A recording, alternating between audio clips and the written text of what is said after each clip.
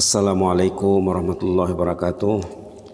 Bismillahirrahmanirrahim. Alhamdulillahirabbil alamin wa bihi nasta'in ala umuri dunya waddin. Wassalatu wassalamu ala asyrafil mursalin sayyidina wa habibina wa syafi'ina maulana Muhammad wa ala alihi wa sahbihi wa sallim tasliman katsiran bi rahmatika arhamar rahimin. Ya arhamar rahimin, ya arhamar rahimin, arhamna bi rahmatikal wasi'ah.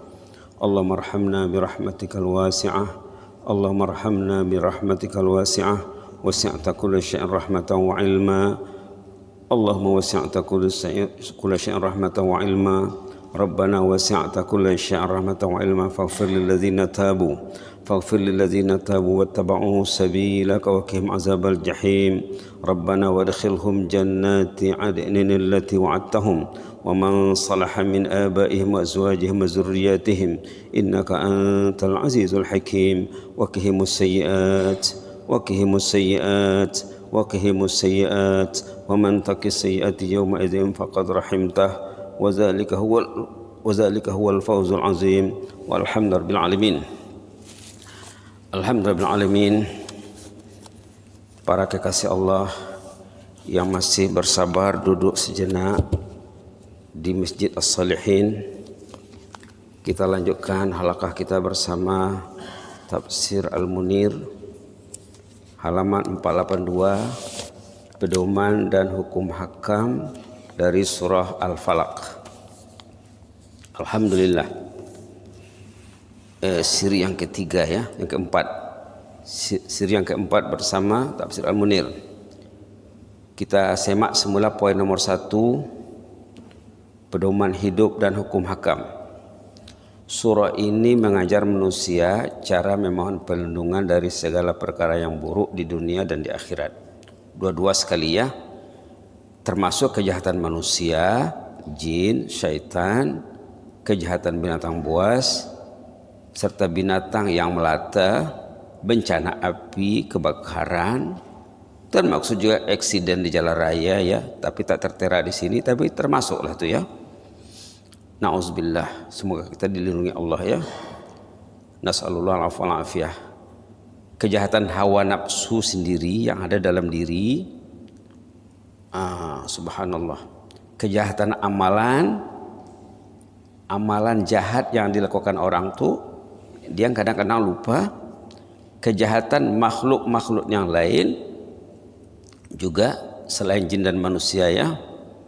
Bahkan keburukan yang terbit dari diri orang yang meminta perlindungan itu sendiri.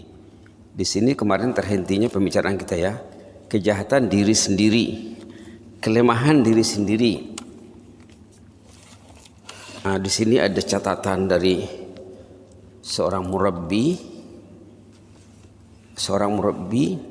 pakar dalam bidang tarbiyah pendidikan ya. Katanya kita tuh perlu mengenal kelemahan diri. Dicakap di sini, ini kitabnya Mukhtasar Minhajul Qasidin, ada edisi Melayunya nih ya kalau dicari di kedai. Dikarang oleh ulama tersohor zaman dulu yang hidup tahun 651 hingga 689 Hijrah. Nama penuhnya Al-Imam Asy-Syaikh Ahmad bin Abdurrahman bin Qudamah Al-Maqdisi. Nama singkatnya Ibnu Qudamah. Dicakap di sini ada 4 kaedah untuk mengetahui kejahatan diri, keaiban diri. Al-Imam Al-Musannif rahimahullah yaqul, Inna Allah Ta'ala iza arada bi'abdin khairan basarahu bi'uyubi nafsih. Kata ulama yang tersohor ini, bila Allah ingin menjadikan orang itu orang yang baik, Allah akan jadikan orang itu berusaha untuk menyingkap kelemahan dirinya. Orang yang baik, orang yang berusaha mengetahui kelemahan dirinya untuk dia elakkan, untuk diatasi. Dicakap faman kanat lahu basirah lam takhfa alaihi uyubuh. Orang yang betul melihat kelemahan dirinya tidak akan tersembunyi kelemahan dirinya itu, dia akan lihat. Kecuali orang yang tidak berusaha ya, Nah, apa maksudnya? Maksudnya orang tuh kalau dia berusaha mencari kelemahan dirinya, dia mesti tahu.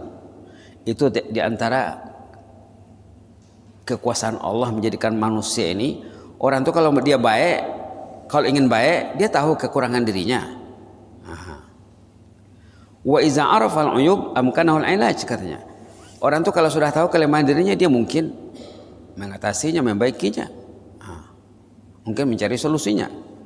Walakin, katanya, akan tetapi aksarun nas, majority manusia, jahiluna bi'uyubihim, tak melihat kelemahan dirinya.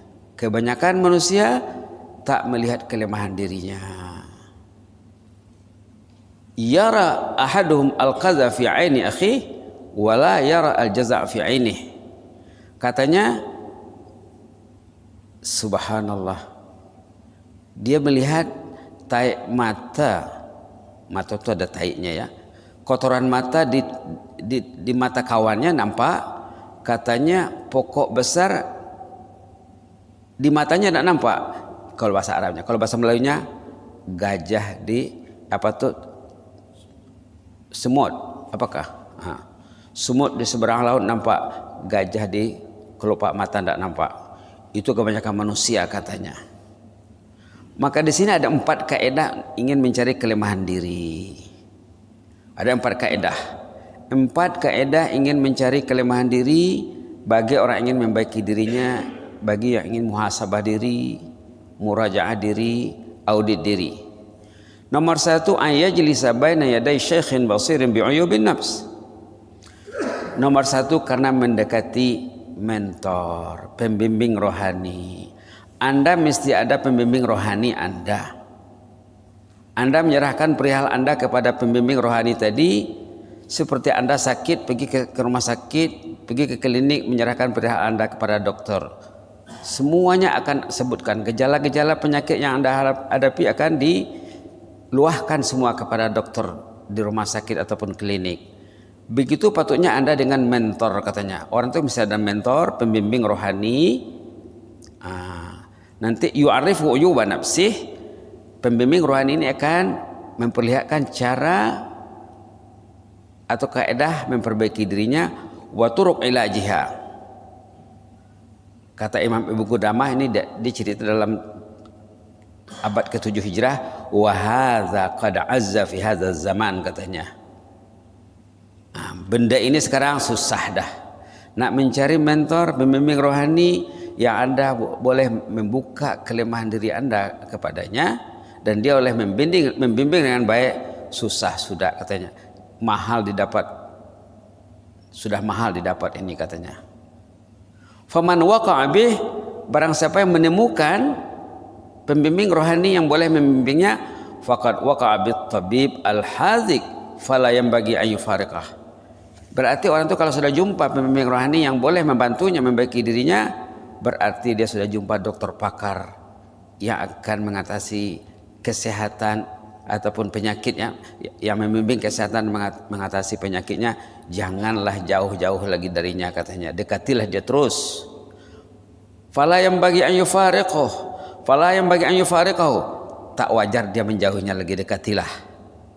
1. Yang kedua, ayat lubas sadiqan saduqan basiran mutadayyina wa yansibuhu raqiban ala nafsihi liyunabbihahu ala al-makruh min akhlaqihi wa af'alihi. Yang kedua, teman yang jujur, yang ikhlas, yang baik, yang jernih hatinya, yang hebat pegangan agamanya. Mana mau dicari itu ya? Dilantiknya kawan tadi sebagai raqiban, sebagai pengawas dirinya, pengawas yang selalu menilai dirinya, mengobserv, agar memperingatkannya tentang benda yang tidak baik berkenaan dengan akhlak dan perbuatannya. Jangan segan dengan dia, apa-apa tegur saya, apa-apa ingatkan saya. Nomor 2 ya. Nomor 1 tadi mentor, nomor 2 sahabat yang saleh, yang baik, yang jernih pikirannya, yang ikhlas karena Allah. Wa kana Amirul Mukminin Umar bin Khattab radhiyallahu anhu yaqul, katanya Umar bin Khattab sendiri sebagai khalifah pernah mengeluarkan kata-kata emas. Apa dicakap? Rahimallahu mra'an ahda ilayya uyubana. Ini Umar ya. Semoga Allah merahmati orang yang berusaha memperlihatkan keaiban saya kepada saya, katanya. Umar mendoa, kasih like, kasih jempol orang yang mau menyebut keaiban dirinya terhadap Umar. Umar sebagai ketua negara welcome terhadap orang yang menegurnya, bahkan mendoakan rahimallahu, semoga Allah merahmatinya. Bukan marah ya. Sudah berapa tadi? Sudah 2 ya. Wa sa'ala Salman. Umar bin Khattab pernah menanya Salman Al-Farisi radhiyallahu anhu lamma qaddama alaihi min uyubih faqala lahu, ketika Umar bin Khattab seorang khalifah, sebagai khalifah menanya Salman Al-Farisi tentang keaiban dirinya, coba terangkan kepada saya kelemahan saya, kata Umar kepada Salman Al-Farisi, tokoh yang disegani ya, pemimpin negara menjumpai ulama yang disegani, menanya tolong jelaskan kelemahan diriku kepadaku. Faqala, Salman mengatakan, sami'tu annaka jama'ta baina idamain ala ma'idah wa anna laka khullatain, khullah bil-lail khullah bin-nahar. Faqala hal balagaka ghaira hadha? Qala la. Qala amma hadha faqad kufituhuma. Subhanallah. Saya dengar kamu ada 2 kelemahan, kata Salman Al-Farisi kepada khalifah. 1, kalau Anda makan ada 2 jenis lauknya. Nah, ini bukan 2 lagi ya. 2 lauk tak cukup. Bukan 2 lagi. Kalau kamu makan, saya dengar ada 2 lauknya. Dan pakaian kamu ada 2 set. 1 untuk pakaian malam, 1 untuk pakaian siang. Ini bukan 2 pakaian lagi. 20 pun lebih pakaian dalam lemarinya. Apa kata Umar? Yang 2 ini saya sudah tak buat dah. Tidak ada lagi. Ceklah pakaian saya 1 saja. Kalau saya makan 1 saja hidangannya. Jangan lagi bulan puasa ya. Nak berapa macam dia hidangannya. La ilaha illallah. Sahur berapa macam hidangannya. Wa kana Umar radhiyallahu anhu yasal Huzaifah. Umar sendiri pernah menanya Huzaifah ibn al-Yaman. Ini tempat Rasulullah menyimpan rahasia tentang perihal orang munafik. Rasulullah ada pakar tentang orang munafik, ini orangnya Huzaifah ibn al-Yaman. Sekali lantas Umar jumpa pakar rahasia Rasulullah yang menyimpan rahasia Nabi Muhammad. Ditanya apa? Hal ana minal munafiqin? Saya masuk tak tergolong orang yang engkau simpan rahasia bersama Rasulullah? Saya termasuk di dalamnya tak, katanya. Subhanallah. Wa hadza li'anna kulla man 'alat martabatu fil yaqazati zada ihtimamuhu li nafsihi. Dicakap orang yang kalau tinggi martabatnya, tinggi levelnya, dia akan mengambil berat tentang dirinya. Makin tinggi level orang itu, dia makin peka terhadap kelemahan dirinya. Kalau orang rendah, ditimbun-timbunnya kelemahannya, ditutup-tutupinya. Bila orang tegur, marah dia. Bila orang ingatkan, melenting dia. Ini menyindir saya nih, katanya. Itu tandanya orang tuh bermasalah. Subhanallah. Illa annahu qad azza fi hadzal zaman wujud sadiq ala hadzal sifah. Sekarang katanya zaman era sekarang nih, zaman abad ke-7 Hijrah nih ya. Sekarang 14 tahun 14 sudah 14 abad. Berarti 7 abad yang lalu nih. Sekarang mana ada lagi teman setia yang kamu boleh menyimpan rahasia dengannya, boleh meluahkan perasaan, boleh curhat, boleh dianggap sebagai sahabat baik yang menegur kelemahan. Mana ada lagi katanya. Karena kebanyakan orang katanya al-mudahanah, segan menyegan, banyak segannya, segan yang tidak baik ya. Subhanallah, subhanallah. Kata Imam Ibnu Qudamah selanjutnya, wa hadza dalil ala dha'fil iman. Tandanya orang itu lemah imannya, susah nak mencari kawan, susah nak percaya sama kawan. Cakap sama kawan, tolong tanya saya berapa juz baca Al-Quran saya satu hari, tolong tanya saya setiap hari. Mana ada lagi. Tolong tanya saya setiap pagi, adakah saya bertahajud tadi malam, jam berapa saya tahajud, berapa rakaat tahajud saya, adakah saya beristighfar di waktu sahur. Tolong cari kawan yang selalu menanya di pagi hari, kamu beristighfar dari jam berapa. Subhanallah. Adakah kawan kita boleh percaya akan memantau tentang sholat fardu berjamaah kita. Kamu sholat fardu kamu hari ini penuh tak, full tak, sembilan sunat macam mana. Subhanallah, subhanallah. Dicakap di sini al-akhlaq as-sayyi'ah kal aqrab. Akhlak yang jahat, kelemahan dan keaiban diri itu seperti kalajengking katanya. Perangai yang buruk itu, akhlak yang buruk itu seperti kalajengking. Walau anna munabbihan nabbahana ala anna tahta thawbi ahadina aqraban la qalladna lahu minnah. Kalau ada orang mengatakan dalam baju haji tadi ada lipan, tentu kamu akan menyanjungnya, memujinya. Kita akan membunuhnya. Wal akhlaqutur radiyah a'zam darar minal aqrab. Akhlak yang jelek itu lebih bahaya daripada kalajengking, lebih bahaya daripada COVID. Sekarang bukan kalajengking lagi ya, COVID. Dah 2 kaidah ya. Satu tadi mendekati ahli ilmu, yang kedua mendekati teman yang saleh. Ada link dengan orang yang saleh. Yang ketiga, dia ada 4 ya. Yang ketiga, mengesan kelemahan diri melalui orang yang tidak suka sama kita. Kalau ada orang tidak suka sama kita, nanti ada orang menyampaikan berita, oh, fulan bin fulan cakap dengan kamu sekian. Terima itu katanya. Ngomongan, pembicaraan orang yang tidak suka dengan kita terima, tapis. Kalau betul dia cakap, terima kasihlah katanya. Jangan marah. Berarti Allah menolong kamu membaiki diri sendiri katanya.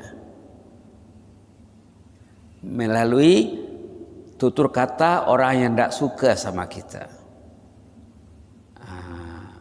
Itu adalah untung untuk Anda katanya. Yang keempat, bergaul dengan orang awam, orang ramai. Perhatikan akhlak dan kerenahan mereka. Bila kamu lihat perbuatan mereka tidak baik, kamu jauhilah katanya. Kamu jauhi. Bila nampak orang itu berbuat baik, kamu lakukan. Itu 4 kaidah ya, untuk mengetahui kelemahan diri. Mungkin besok kita akan buat notanya, bismillah. Baiklah, sekarang poin kedua. Poin pertama tadi termasuk kejahatan yang dijadikan Allah, kejahatan diri Anda sendiri. Kejahatan dari orang yang berlindung kepada Allah untuk dilindungi daripada kejahatan ciptaan Allah. Termasuk diantaranya kejahatan dari Anda sendiri katanya. Yang kedua, andainya dikatakan bahwa surah ini juga diturunkan untuk menjadi penyembuh dan pendinding bagi baginda Rasulullah SAW, maka pendapat ini tidaklah salah.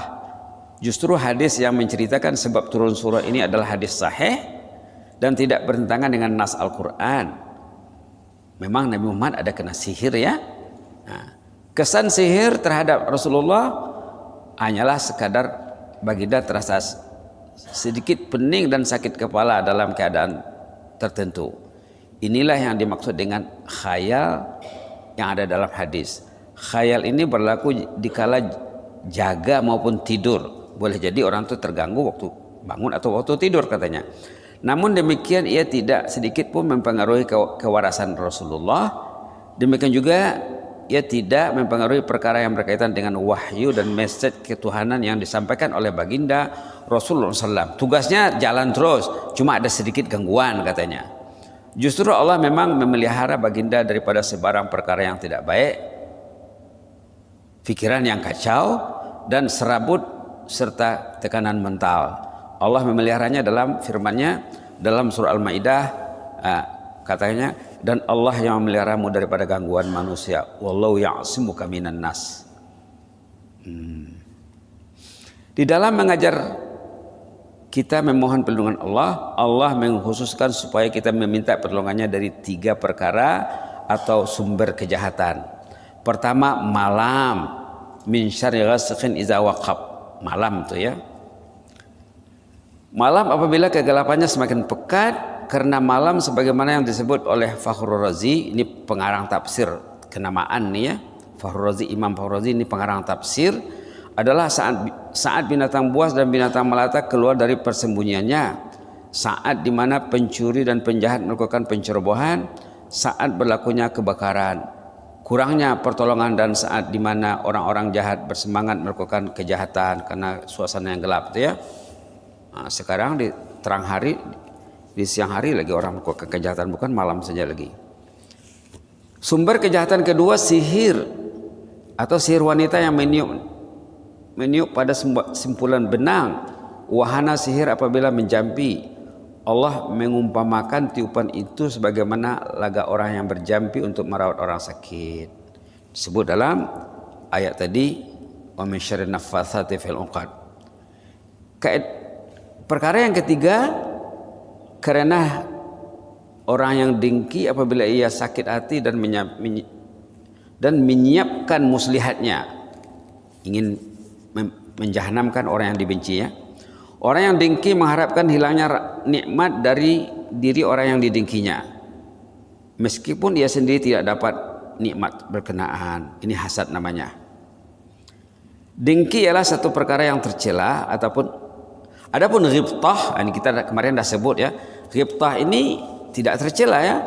Kita lihat orang lebih dari kita, kita ingin seperti itu, dan kita tidak suka nikmat tersebut hilang dari orang berkenaan. Ini tidak dikatakan hasad, ghibtah namanya.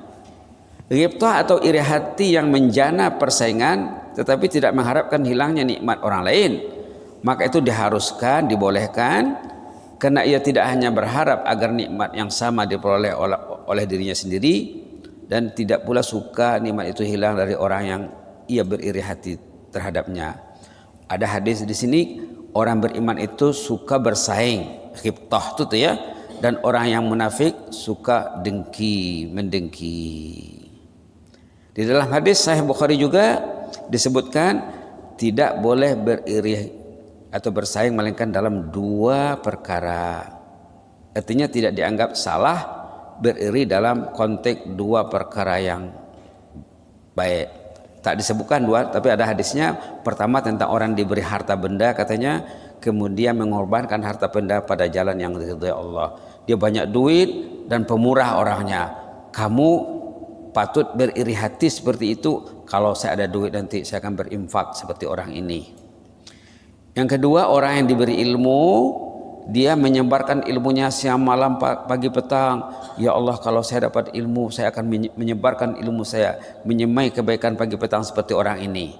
Itulah 2 dalam hadis. Subhanallah. Hadis tentang orang yang iri, tentang orang yang berinfak, katanya manusia ini ada 4 kategori.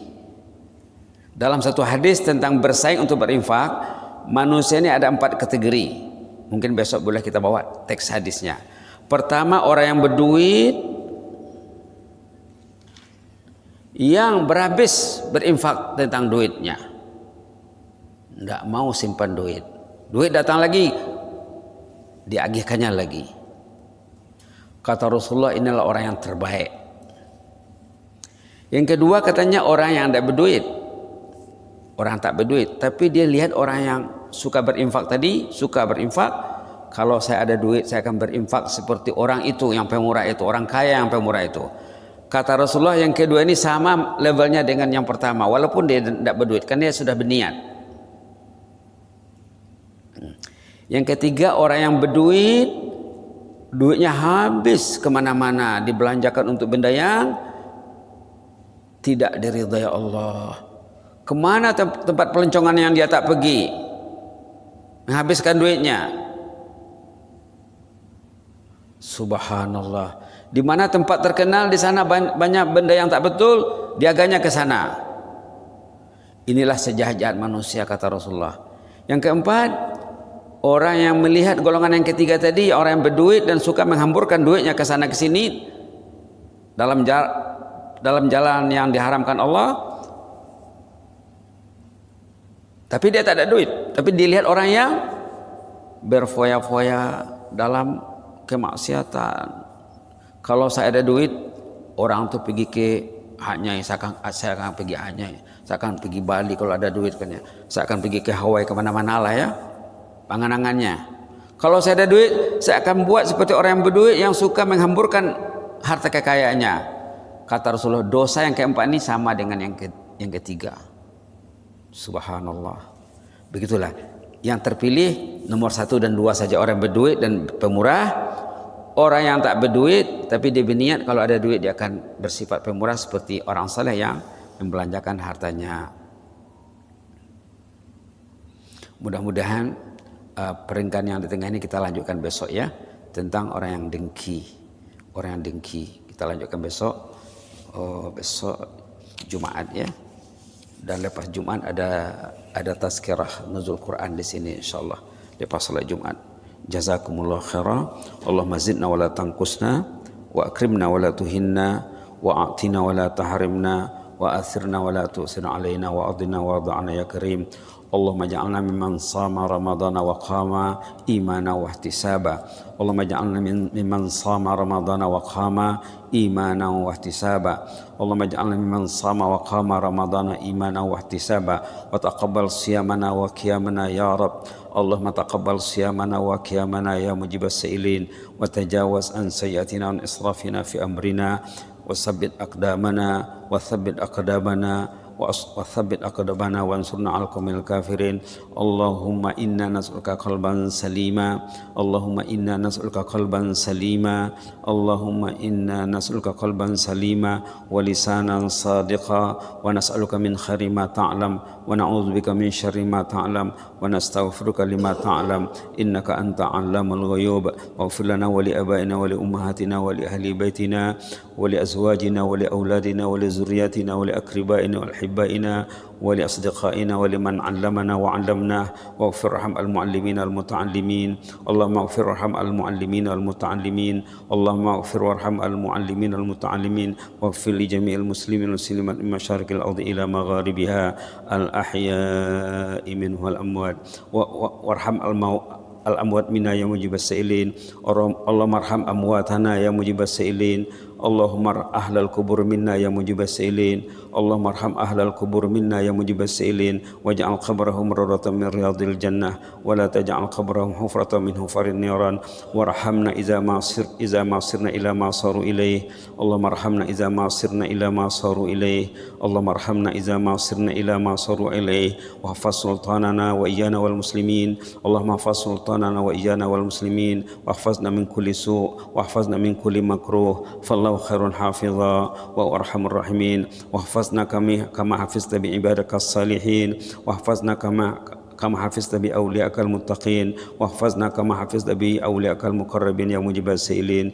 يا حي يا قيوم برحمتك نستغيث أصلح لنا شأننا كله ولا تكلنا إلى أنفسنا طرفة عين واكتب لنا كل خير. اللهم اكتب لنا كل خير. اللهم اكتب لنا وللحاضرين والغائبين منا كل الخير بيدك الخير إنك على كل شيء قدير. إنك بالإجابة جدير. إنك بالإجابة جدير. إنك بالإجابة جدير. إنك نعم المولى ونعم النصير. غفرانك ربنا وإليك المصير. سبحان ربك رب العزة عما يصفون وسلام على المرسلين والحمد لله رب العالمين. آمين آمين. تقبل الله منا منكم.